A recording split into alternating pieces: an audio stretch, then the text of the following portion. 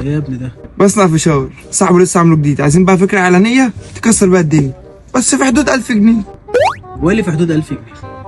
روح هات بقى فشار في السكه وزعه.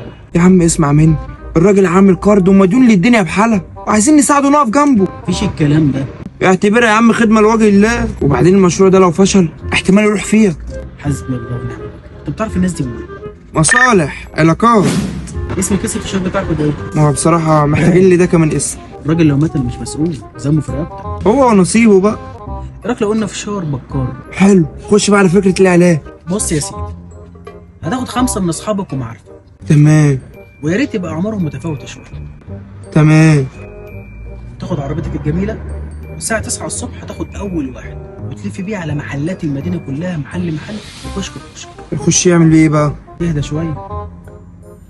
اي محل هيدخله يقول له عايز 2 فشار بكر، ويطلب معاه اي حاجه، علبه جبنه، علبه تونه، كيس شعريه، حاجه من الحاجات دي. طب ما هو هيطلب فشار بكار ازاي وهو لسه ما نزلش السوق؟